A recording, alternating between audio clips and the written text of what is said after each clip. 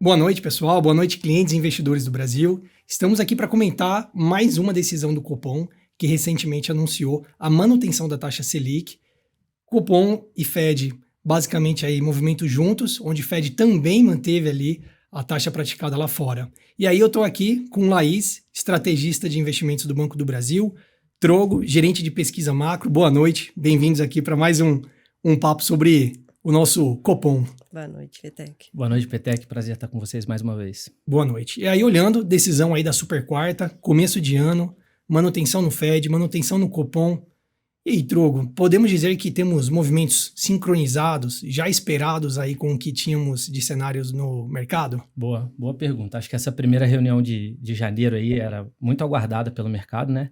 Especialmente pelos ruídos internacionais, questões geopolíticas, muita coisa aconteceu nesse finalzinho de 25 e comecinho de 26. E aí, sobre a decisão de política monetária, acho que lá fora veio em linha com o nosso cenário, né? A gente esperava a manutenção, e aqui dentro o nosso time também esperava a manutenção. Mas eu acho que vale a pena a gente considerar aqui aspectos um pouquinho mais amplos, que são os momentos diferentes que as autoridades monetárias estão vivendo, né? O Fed, na segunda metade do ano passado, começou um ciclo de flexibilização monetária, saindo ali de 4,5% e encerrando o ano em 3,75%. E aí, quando ele entra em 2026, o movimento do Fed passa a ser um pouco mais cauteloso. Então, o Fed manteve os juros em 3,75 e não deu muito espaço para início, para a volta, né, dos cortes nas próximas reuniões. Então, esse cenário veio alinhado com a nossa expectativa. A gente tem lá a manutenção de janeiro e um pouquinho mais de manutenção do Fed ao longo das próximas reuniões, para só depois começar a retomar, na verdade, né, o ciclo de corte de juros ali mais do meio para o final do ano. Esse movimento é um pouco diferente do que a gente observou aqui no Brasil, né? O Copom vinha de um movimento de que a Selic subiu ao longo de 2025, boa parte do ano, e já está mantida desde junho nesse patamar de 15%. E aí agora, a grande discussão em relação ao Copom é se já teria espaço para começar a cortar juros. Então percebam que são movimentos que são parecidos ali na manutenção, no resultado, mas o ambiente, o contexto que cada um estava inserido diverge um pouquinho. Com o Fed já vindo de um ciclo e parando, né, dando uma pausa, e o Copom naquela expectativa de quando vai começar a cortar. Então, de novo, né, o resultado foi bem alinhado, mas eu acho que ter esses movimentos mais amplos na cabeça ajuda os nossos investidores aí a entender o que cada Banco Central está passando. Legal, Trogo, deixa eu fazer um gancho aqui. Você comentou em linha com expectativas, né?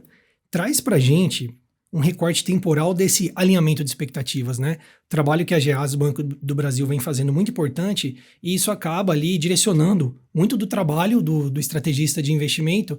Então, comenta um pouco esse recorte temporal, né? Boa. Estava alinhado com a nossa expectativa. E na última, e na penúltima? Conta um pouquinho pra gente como que tem sido feito e como que a gente consegue enxergar esses recentes movimentos com as nossas pesquisas aqui. Legal. Não, acho que uma questão que a gente vem trazendo bastante aqui nessas discussões é que desde o final de 2024, notadamente o último trimestre, a gente entendeu que o ano de 2025 seria bastante desafiador, sobretudo para o Brasil. E aí, por que eu tô trazendo esse ponto?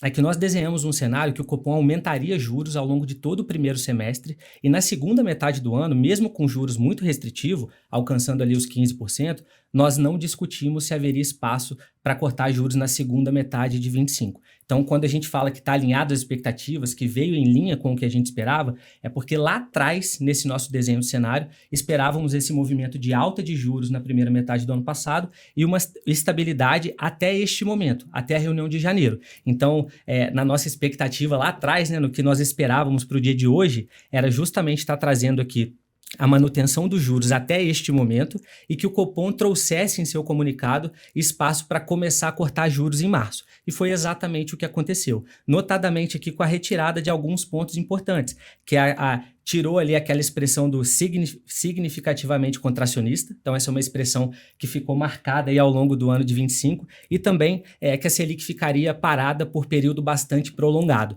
Então, esse período de fato foi bastante prolongado, né? E nós esperávamos que agora, né, na reunião de 28 de janeiro, esses termos saíssem e que a gente pudesse começar a projetar ali cortes de juros para o Brasil. Então, o alinhado às expectativas é muito em relação a esses pontos e todo o desenho que nós fizemos ao longo de 25 e também no comecinho de 26. Excelente, Trogo. Obrigado, viu? E aí, Laizinha, falando em assertividade, né? Acho que isso ajuda muito o trabalho do estrategista de investimento para trazer expectativas, retornos, alinhamento com perfis, com riscos para o nosso investidor. E aí, na última, falamos um pouquinho de como aproveitar a melhor decisão do Copom em um título específico e um produto específico. Mas agora, pensando naquele investidor que já tem nos acompanhado há algum tempo, que hoje, quando olha a sua alocação, já está completamente equilibrada com o seu perfil, né? Do mais conservador ao mais arrojado. Existe a necessidade para esses públicos trazerem algum movimento abrupto com a decisão de hoje? Então, graças ao time de economia, não é uma mudança muito grande, já vinha em linha com o que a gente vem acompanhando, com o que a gente esperava, de fato. E eu acho que uma coisa bem importante, Petec, é que a gente fez uma revisão grande, né, agora para 2026, para frente, e a gente saiu um pouco ali de CDI, de pós-fixado, já contando que de fato ia cair os juros para frente, mas também em linha com esperando um mercado mais pró-risco, alinhado também com as quedas de juros, não só no Brasil, como também no exterior, né? Com o Fed, ele deu uma parada agora, mas é esperado que a gente tenha um evento muito importante lá fora, que é a troca do presidente do Fed.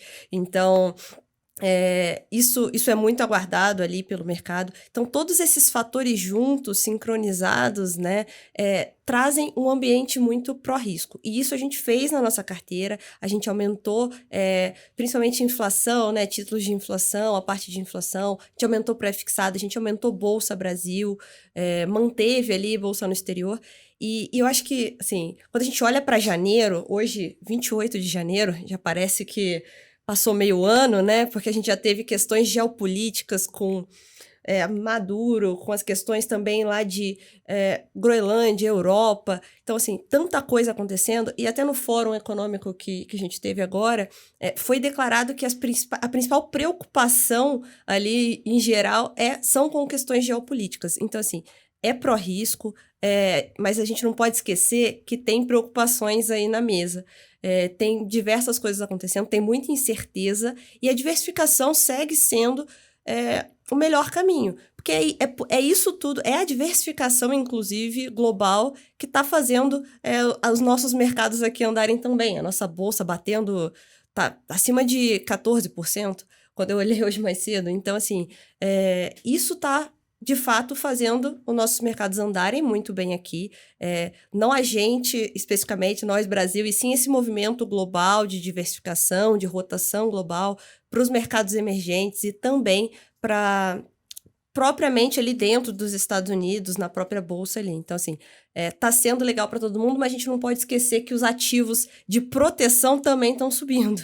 Então assim, é um momento diferente, essa correlação entre risco e proteção não está sendo historicamente respeitada, digamos assim, nesse momento.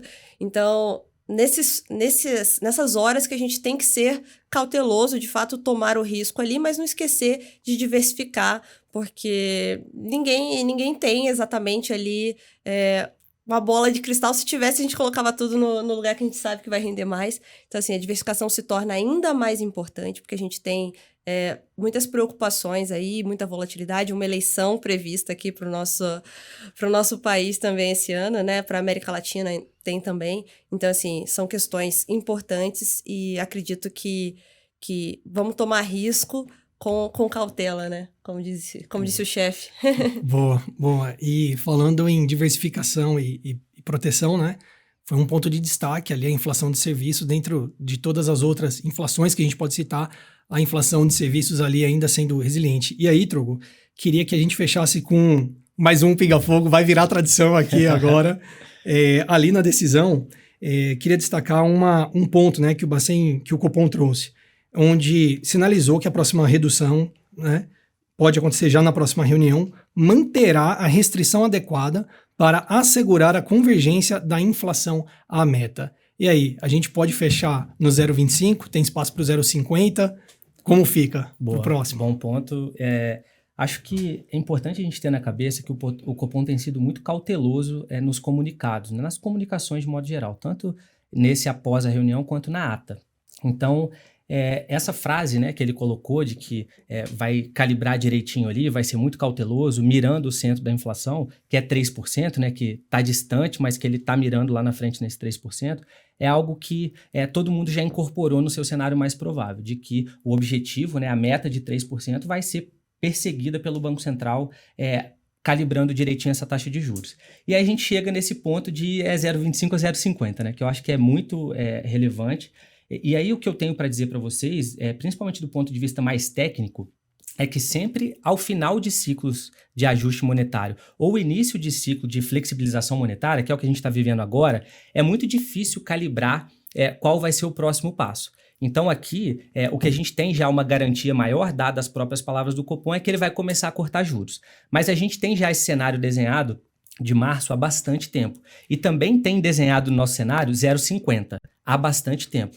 Então, hoje, quando saiu a comunicação, quando saiu a decisão, nós vimos com bons olhos o que o Copom fez e muito alinhado às nossas expectativas. Mas aí, como nós sempre trazemos aqui para os nossos espectadores, não dá para descartar outras possibilidades. Então, acho que o que ele disser na ata, na próxima terça-feira, vai ser muito importante para a gente calibrar como que ele vai iniciar esse ciclo de queda da Selic. Se vai fazer com 0,25 ou 0,50. Hoje, o cenário do Banco do Brasil, e que já não é de hoje, né, já tem muitos meses que esse cenário está vigente, é uma queda de 50 pontos. E aí eu vou explorar um pouquinho por que a gente entende que dá para começar com 50.